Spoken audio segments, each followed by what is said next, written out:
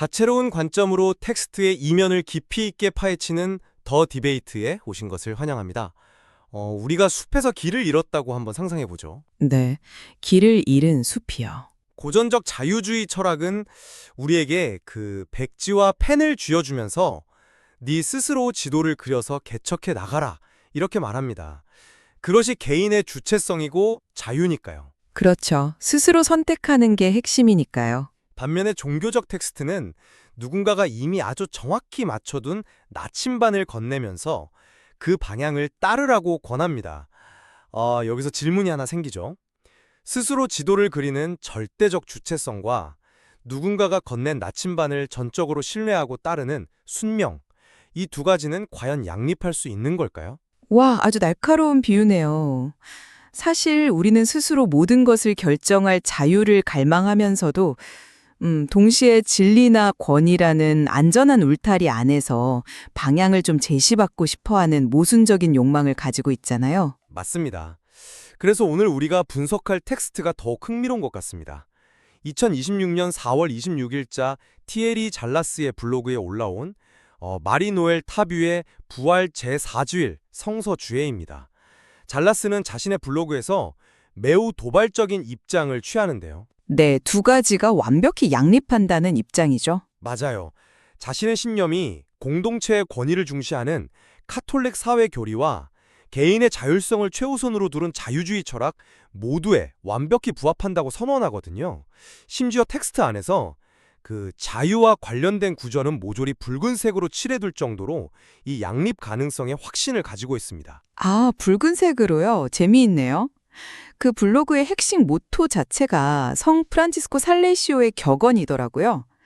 억지로 하는 것은 아무것도 없으며 모든 것은 사랑으로. 네, 아주 유명한 문장이죠. 그러니까 물리적인 강압 없이 오직 자발적인 사랑으로만 움직인다면 종교적 순명도 자유주의의 이상과 맞닿을 수 있다. 뭐 이런 논리인 것 같습니다. 정확합니다.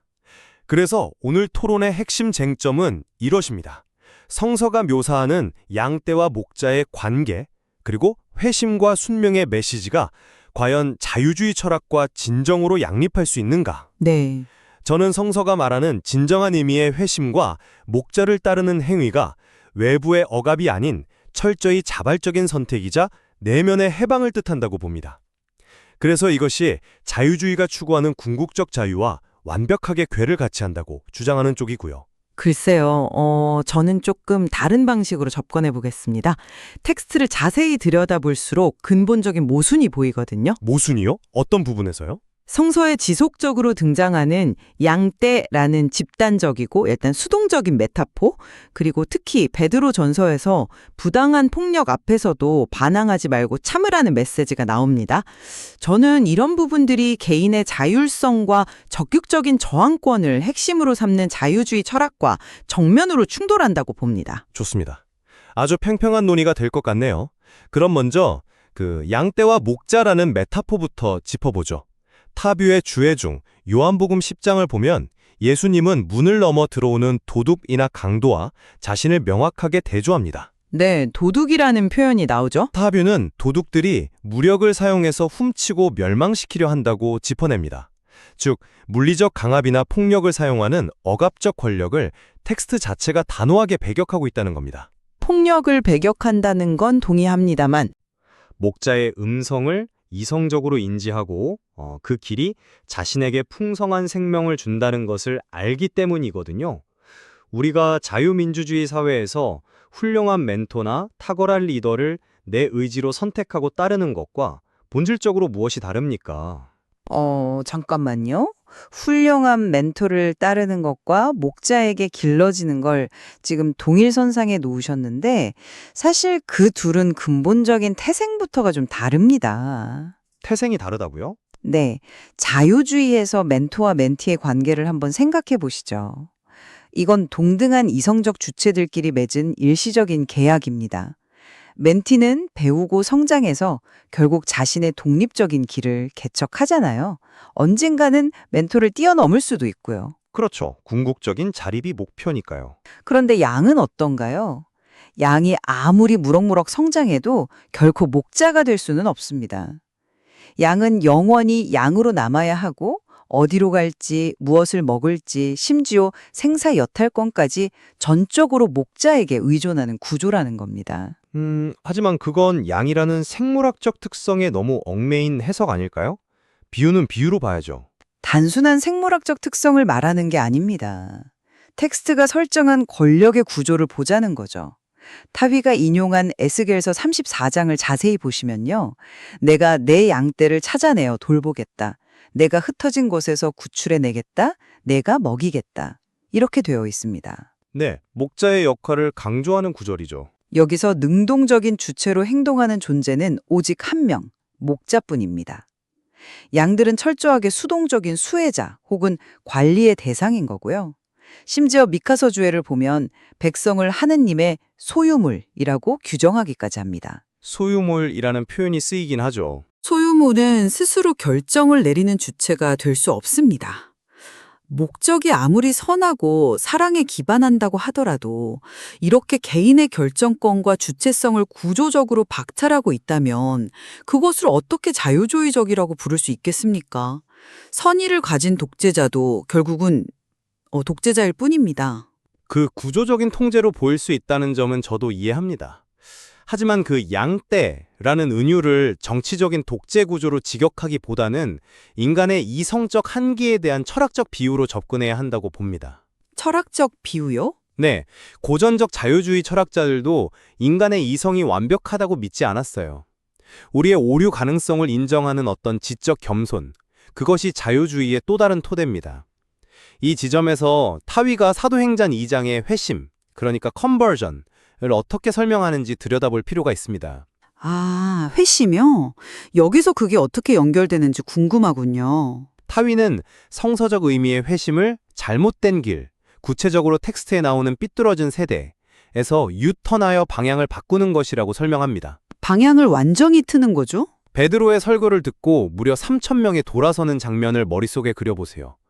이 3,000명은 불과 얼마 전까지만 해도 예수님을 십자가에 못 박으라고 소리치던 거대한 군중의 일부였습니다. 그랬죠. 압도적인 다수였죠. 당시 주류 사회의 그 억압적인 군중 심리와 폭력적인 이데올로기 속에서 우리가 틀렸다고 스스로 인정하고 그 다수의 무리에서 빠져나오는 행위. 대중의 억압에 맞서 진리를 향해 홀로 방향을 트는 이 결단이야말로 그 존 스튜어트 밀이 말했던 다수의 폭정으로부터 개인을 해방시키는 가장 치열한 자유주의적 주체성의 발현 아닙니까? 잠깐만요. 그 3,000명이 거대한 군중의 광기에서 스스로 빠져나오는 그 유턴의 첫 순간은 저도 완벽한 자유주의적 결단이라고 인정합니다. 스스로 다수의 폭정을 거부한 거니까 대단한 용기죠. 네, 제 말이 그겁니다. 그런데 문제는 그 유턴의 목적지입니다. 방향을 돌려서 그래서 어디로 갔습니까? 사도행전 2장 41절 텍스트는 아주 명확하게 기록하고 있어요. 그날에 약 3,000명이 세례를 받고 그 무리에 합류했다. 네, 합류했죠. 결국 기존의 억압적인 다수에서 빠져나와서 초대교회라는 또 다른 강력하고 절대적인 집단적 규범 속으로 편입된 것에 불과한 거 아닙니까? 아니, 그것이 왜 문제입니까? 스스로 진리를 발견하고 그곳으로 모인 것뿐인데요. 자유주의가 지향하는 핵심은 하나의 진리로 모두가 통합되는 획일성이 아닙니다. 수많은 가치관과 삶의 방식이 평등하게 공존하는 다원성이거든요. 성서가 말하는 회심은 진정한 의미의 자유로운 탐구가 아니라 오직 이 길만이 유일한 진리다라는 절대적 정답을 정해놓고 그 안으로 사람들을 귀속시키는 과정입니다. 그건 좀 만약 진정한 자유주의적 해방이었다면 군중에서 이탈한 3,000명은 각자의 고유한 지도를 들고 3,000개의 각기 다른 길을 개척해서 나아갔어야죠. 3,000개의 다른 길로 뿔뿔이 흩어져야만 진정한 자유주의라는 시각은 제가 보기엔 자유주의를 극단적인 파편화나 고립주의로 축소시키는 해석 같습니다. 파편화라고요? 네, 알렉시트 토크빌 같은 사상가가 민주주의와 자유주의를 관찰하면서 가장 중요하게 여겼던 개념이 뭔지 아십니까? 바로 자발적 결사입니다. 자발적 결사체. 네. 개별적인 주체들이 자신의 이성적 판단에 따라서 어떤 철학이나 신념이 옳다고 믿고 그 목적을 위해 스스로 모여서 공동체를 형성하는 것. 이건 자유주의 사회를 지탱하는 가장 강력한 권리입니다. 스스로 모인 거다. 네, 3천 명이 강압에 의해서가 아니라 스스로 진리를 인식하고 자발적으로 모인 것을 획일성으로의 타락이라고 깎아내릴 수는 없죠. 타비의 주해를 다시 보시면 베드로가 군중에게 이렇게 말합니다. 회개하십시오. 그리고 각자 세례를 받으십시오. 여기서 가장 중요한 단어는 각자입니다. 각자. 개별적인 선택이라는 거군요. 구원이나 회심은 집단에게 도매금으로 주어지는 게 절대 아니거든요. 한 사람 한 사람의 뼈저린 개인적 동의와 내면적 결단을 요구하는 겁니다. 이건 철저하게 개인주의적인 권리 행사이자 주체성의 발현입니다. 오, 자발적 결사라는 프레임으로 그 3천 명의 합류를 해석하신 것은 아주 매력적입니다. 인정합니다. 시작이 자발적이었다는 점은 저도 동의할 수 있어요. 하지만 자유주의적 결사체가 되려면 공동체에 들어간 이후에도 그 개인의 자유주의적 권리가 계속해서 보장되어야 하잖아요. 당연하죠. 여기서 우리의 논의가 가장 치명적인 장벽에 부딪히게 됩니다. 바로 베드로전서 2장의 주해입니다. 아, 노예들에게 주어진 권고 말씀 말인가요? 네, 맞습니다. 타뷰는 로마 시대 이교도 주인을 모시고 있는 기독교인 노예들을 향한 베드로의 권고를 해석하죠. 텍스트는 그리스도를 본받아 모욕을 당하셔도 모욕으로 갚지 말고 부당한 고통을 묵묵히 참아내는 것이 하느님 앞에서의 은총이라고 말합니다. 네, 현대 독자들이 참 어려워하는 구절이죠. 자유주의의 태동은 어디서부터 시작되었습니까? 존 노크의 자용권 사상을 떠올려 보세요. 권력자가 개인의 생명, 자유, 재산을 부당하게 침해하고 억압할 때 그 체제에 순응하는 것이 아니라 폭력을 동원해서라도 저항하고 체제를 뒤엎는 것. 저항권이죠. 네, 그것이 인간의 천부 인권이자 정당한 저항권이라고 선언했습니다. 그게 자유주의의 척추입니다. 그런데 이 텍스트는 로마 제국의 가장 억압받는 밑바닥 계층인 노예들에게 체제의 부당함에 맞서 싸우지 말고 고통을 견디라고 요구합니다. 이건 권력의 불평등을 해결하기는커녕 지배계급의 권력을 영구적으로 공고히 만들어주는 논리 아닙니까? 충분히 그렇게 보일 수 있죠. 어떻게 피해자에게 침묵을 강요하는 텍스트가 억압으로부터의 저항을 최우선시하는 자유주의와 양립할 수 있습니까? 말씀하신 대로 그 부분이 현대의 독자들이 텍스트를 읽을 때 가장 큰 거부감을 느끼는 지점이라는 것을 저도 잘 압니다. 표면적으로만 쑥 읽고 넘어가면 완벽한 체제 순응이나 심지어 노예제 옹호로까지 보일 수 있죠. 그렇죠. 문자 그대로 읽으면요. 하지만 타비가 이 텍스트의 본질을 어떻게 파고드는지 집중해 봐야 합니다. 타비는 주해에서 아주 단호하게 선을 긋습니다. 그리스도교 신자에게 고통을 받아야 할 소명 같은 것은 애초에 존재하지 않는다. 이렇게 명시하거든요. 고통 자체가 목적은 아니다. 네, 즉 고통이나 억압받는 상태 그 자체를 미화하는 것이 절대 아닙니다. 여기서 핵심은 피할 수 없는 억압적 현실 속에서 그 사람이 자신의 내면을 어떻게 지켜내느냐에는 처신의 문제입니다. 처신의 문제다. 자, 그리스도가 십자가에 못 박히던 상황을 떠올려 보죠. 그는 무기력하게 패배한 희생자가 아니었습니다. 자신에게 물리적 폭력을 가하는 자들을 향해서 똑같이 증오를 뿜어내는 대신에 저들을 용서하소서라고 말합니다. 네. 이게 무슨 의미일까요? 억압자가 만들어 놓은 폭력과 증오의 악순환이라는 프레임에 말려들지 않고 자신의 도덕적 자율성을 완벽하게 통제하면서 가해자 위로 도덕적 승리를 거둔 것입니다. 그러니까 일종의 정신적 승리를 자유주의적 해방이라고 보시는 거군요. 단순한 정신 승리가 아닙니다. 고대 스토아 철학에서 강조했고 근대에 들어서는 빅터 프랭클린이나 넬슨 만델라가 감옥 안에서 뼈저리게 증명해냈던 궁극의 내면적 자유와 정확히 일치하는 메커니즘입니다. 내면적 자유요? 만델라가 감옥에서 간수들을 미워하는 데 에너지를 쏟았다면 그는 영원히 그 감옥의 노예였을 겁니다. 하지만 그는 증오로부터 스스로를 완벽히 해방시켰죠. 물리적인 사슬에 묶여있더라도 내 영혼과 도덕적 결단만큼은 그 어떤 폭군도 결막을 지배할 수 없다는 선언입니다. 아, 감옥 안에서의 해방. 네. 억압적인 체제 속의 노예들에게 바로 이 내면의 절대적 자유를 일깨워주는 것이 어떻게 지배계급을 위한 논리일 수 있습니까? 오히려 인간의 존엄성을 극대화하는 가장 심오한 차원의 자유주의적 독립성이죠. 억압 속에서도 인간의 존엄을 잃지 않는 그 내면의 위대함. 저 역시 그 도덕적 숭고함에는 깊은 경의를 표합니다. 만델라의 예시도 아주 감동적이고요. 네. 하지만 우리가 지금 논하는 것은 개인의 도덕적 수양이 아니라 자유주의 철학과의 양립 가능성입니다. 네, 그렇죠. 자유주의는 내면의 평화만으로 만족하는 금욕주의가 아닙니다. 물리적 현실 세계에서 부당한 사슬을 끊어내고 제도를 바꾸고 구체적인 정치적, 사회적 권리를 쟁취해내는데 목적이 있는 아주 실천적인 철학이거든요. 물론 현실의 변화도 중요하죠. 베드로전서의 텍스트로 다시 돌아가 볼까요? 모욕을 갚지 않고 정의롭게 심판하시는 분께 자신을 내맡겼다. 이 구절이 의미하는 바가 뭡니까? 현실 세계에서의 심판과 물리적 저항을 포기하고 정의의 실현을 사후세계나 하느님의 손에 100% 위임하라는 뜻 아닙니까? 위임한다는 표현을 쓰셨는데 역사적으로 내면의 자유나 내세의 심판이라는 명분은 억압받는 민중들의 구체적인 정치적 저항 의지를 꺾고 현실의 불평등을 방관하게 만드는 강력한 통치자들의 마취제로 작동해 왔습니다. 마취제요? 네, 불의한 제도와 직접 싸우지 않고 심판을 외부에 내맡기는 태도는 결국 현실 정치의 주체로서 살아가야 할 자유주의적 자아를 스스로 체념하는 결과로 이어질 수밖에 없다는 게 제 생각입니다. 정의를 하느님께 내맡긴다는 것을 현실에 대한 체념이나 방관으로 해석하시는군요. 하지만 타뷰의 주의 후반부를 보면 그녀는 그리스도의 십자가 사건을 가리켜서 인류의 변혁을 위한 작업이라고 명확히 부릅니다. 수동적인 마취제가 아니라 세계를 바꾸는 가장 적극적이고 급진적인 저항이라는 거죠. 인류의 변혁을 이끈다.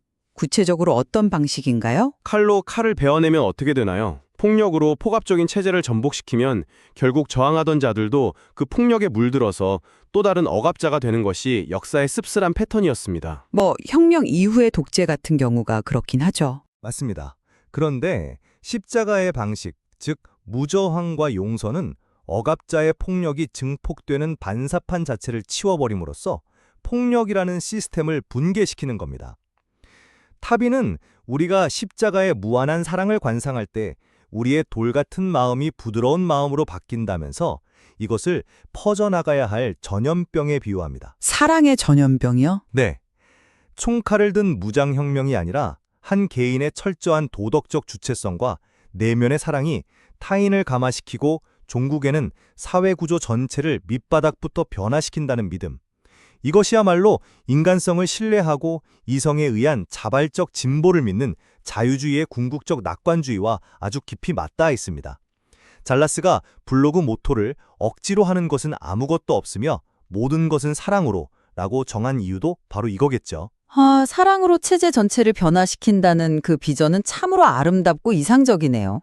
하지만 텍스트가 세상을 바라보는 근본적인 프레임을 간과해서는 안 된다고 봅니다. 타비가 요한복음 주의 마지막 부분에서 현대인들을 향해 남긴 경고를 보셨나요? 어떤 경고 말씀이시죠? 현대인들은 우리가 그리스도의 목소리를 울려 퍼지게 하지 않으면 그를 따르지 않을 것이다. 즉 무슨 수를 써서라도 오직 이 목소리만을 들려주어야 한다는 아주 강한 사명감을 드러내거든요. 네, 복음 전파의 사명이죠. 자, 이 태도가 모든 사상이 평등하게 경쟁하는 사상의 자유시장을 신뢰하는 자유주의의 다원적 태도입니까? 아니면 오직 자신들만이 절대적 진리를 독점하고 있다는 배타적인 확신입니까? 진리를 전하려는 열정으로 볼 수 있지 않을까요? 자유주의는 국가든 종교든 그 어떤 권위도 완벽한 진리를 독점할 수 없다고 전제합니다. 반면에 오늘 텍스트는 도덕과 강도라는 명확한 악을 상정하고 오직 목자의 음성만이 풍성한 생명을 준다는 선과 악, 진리와 거짓의 흑백 논리를 기반으로 하잖아요. 개인이 그 목소리를 따를지 말지 결정할 표면적 자유는 주어집니다만 애초에 텍스트가 짜놓은 세계관 자체가 유일한 진리의 로에 귀속을 강요하는 구조라는 거죠. 이 지점에서 고전적 자유주의가 생명처럼 여기는 다원주의적 가치와 성서 텍스트의 배타적 세계관은 끝내 화해할 수 없는 평행선을 달린다고 생각합니다. 정말 치열하고 깊이 있는 논쟁이었습니다. 두 가지 관점이 얼마나 팽팽하게 맞섰는지 확인할 수 있는 시간이었네요. 자, 이제 오늘 논의를 갈무리해 볼 시간이 된 것 같습니다. 우리는 티에리 잘라스의 블로그가 던진 화두, 즉 종교적 순명이 과연 자유주의 철학과 양립할 수 있는지에 대해 깊이 탐구했습니다. 네, 아주 흥미로운 토론이었죠. 제 입장을 요약하자면 이렇습니다. 텍스트가 묘사하는 회심과 비폭력적 용서는 단순히 외부 권력에 굴종하는 것이 아닙니다. 오히려 다수의 폭정과 폭력적인 억압체제를 배격하고 철저히 개인의 자발적 결단과 내면의 도덕적 통제를 통해 궁극적인 해방을 이뤄낸다는 점에서 자유주의가 지향하는 인간의 주체성과 놀라울 정도로 깊은 공명점을 가진다는 것입니다. 반대로 제 입장을 정리하자면요. 물론 부당한 고난 속에서도 내면의 도덕성을 잃지 않는 그 정신적 숭고함에는 깊이 동의합니다. 네. 왕권을 권리의 핵심으로 삼는 고전적 자유주의 철학과는 끝내 좁힐 수 없는 근본적인 마찰을 빚는다는 것이죠. 네, 두 관점 모두 충분히 타당한 근거를 가지고 있네요. 그럼에도 불구하고 오늘 우리가 발견한 분명한 공통분모가 하나 있습니다. 아까 계속 언급되었던 억지로 하는 것은 아무것도 없으며 모든 것은 사랑으로 라는 그 원칙입니다. 맞습니다. 그 원칙은 훌륭하죠. 물리적인 강제력이나 힘의 논리를 철저히 배제하고 인간의 이성과 자발적인 신뢰를 통해 도덕적 행위를 이끌어내야 한다는 그 대원칙만큼은 종교적 가르침과 자유주의 철학이 완벽하게 공유하는 가장 아름다운 교집합이라는 사실입니다. 네. 텍스트가 개인의 내면적 상태와 자발적 동의를 얼마나 섬세하게 다루려 했는지 그 치열한 고민의 흔적만큼은 누구도 부인할 수 없을 겁니다. 오프닝 때 말씀드렸던 숲으로 다시 돌아가 보겠습니다. 숲속에서 길을 잃었을 때 자유주의는 우리에게 누구의 간섭도 없이 홀로 지도를 그려나가라고 격려합니다. 네. 반면 오늘 우리가 살펴본 텍스트는 숲을 빠져나가는 길을 알고 있는 선한 목자의 목소리를, 그 나침반을 건네주었죠. 진정한 자유란 의주할 곳 하나 없이 홀로 선 그 절대적 고립감 속에 있는 것일까요? 아니면 수많은 거짓된 권력의 소음들 사이에서 오직 내게 진정한 생명을 줄 수 있는 하나의 목소리를 나의 이성과 의지로 기꺼이 선택해내는 과정에 있는 것일까요? 참 끝이 없는 질문이네요. 이 거대한 철학적 질문에 우리가 정답을 내리거나 승자를 선언할 수는 없을 것 같습니다. 오늘 우리가 나눈 이 복잡하고도 흥미로운 철학적 텐션이 여러분의 내면에서 계속해서 더 깊은 탐구로 이어지기를 바랍니다. 지금까지 더 디베이트였습니다. 함께해 주셔서 감사합니다.